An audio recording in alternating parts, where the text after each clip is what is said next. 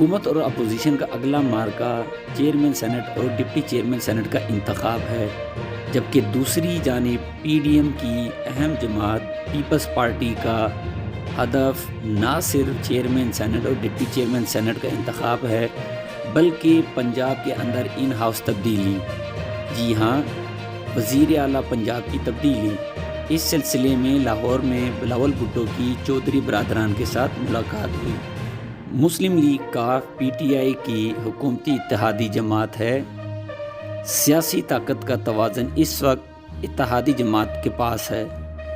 پی پی اور نواز دونوں بڑی جماعتیں ہیں پر اکیلے کچھ نہیں کر سکتی۔ اسی طرح اگر دونوں جماعتیں مل بھی جائیں تو بھی کچھ نہیں کر سکتی، یہاں تک کہ اگر پی ڈی ایم کی تمام جماعتیں یکجا ہو جائیں تو تب بھی وہ نہ تو مرکز میں کچھ کر سکتی ہیں اور نہ ہی پنجاب میں۔ اسی طرح پاکستان تحریک انصاف بھی اکیلے نہ تو پنجاب میں، نہ وفاق میں اور نہ ہی سینٹ میں کچھ کر سکتی ہے۔ پنجاب میں ان ہاؤس تبدیلی کا ہدف لیے بلاول بھٹو کی چودھری برادران سے باضابطہ ملاقات ہوئی اور اس سلسلے میں پنجاب میں جوڑ توڑ پر بات چیت ہوئی۔ دوسری جانب حمزہ شہباز شریف کا موقف ہے کہ پہلے پنجاب کی بجائے مرکز میں تبدیلی لائی جائے۔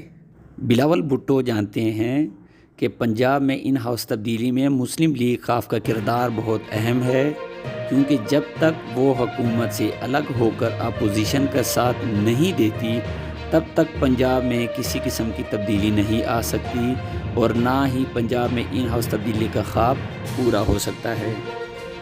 دوسری جانب حمزہ شہباز شریف کا موقف ہے کہ ان کو پنجاب کی بجائے پہلے وفاق میں تبدیلی لانی چاہیے۔ اس سلسلے میں ان کے پاس 25 ایم این ایز ہیں جو تیار ہیں اور اگر مرکز میں عدم اعتماد کی تحریک لائی جائے تو ان ایم این ایز کو استعمال کیا جا سکتا ہے۔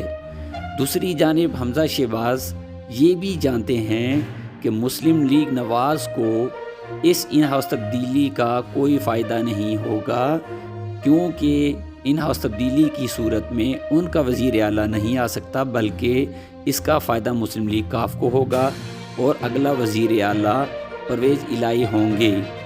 اس کے ساتھ ساتھ مسلم لیگ نواز کا نہ صرف پنجاب میں پتہ کٹنا شروع ہو جائے گا، کیونکہ چودھری برادران کا بہت بڑا اثر و رسوخ مسلم لیگ نواز کے ممبران پر ہے۔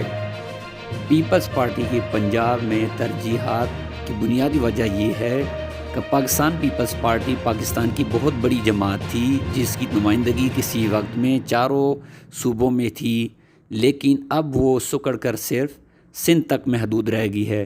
چنانچہ وہ مسلم لیگ کاف کے ساتھ مل کر پنجاب میں ترقیاتی کام کرنا چاہتی ہے، جس کا فائدہ اٹھاتے ہوئے وہ پنجاب میں اپنی تنظیم سازی کریں گے اور اپنی پارٹی کا دوبارہ سے ایک نئے سرے سے تعمیری کردار شروع کرنا چاہتے ہیں تاکہ اگلے الیکشن سے پہلے وہ یہاں سے زیادہ سیٹیں لے سکیں۔ چنانچہ اس صورتحال میں مسلم لیگ کاف کا کردار نہ صرف وفاق میں اور بالخصوص پنجاب میں بہت بڑھ گیا ہے، کیونکہ ان کی نشستوں کی بنیاد پر ہی یہ فیصلہ ممکن ہوگا۔ ادروائز اگر مسلم لیگ کاف حکومت کے ساتھ ہی رہتی ہے تو اپوزیشن اور بالخصوص پیپلز پارٹی کا یہ خواب نامکمل ہے۔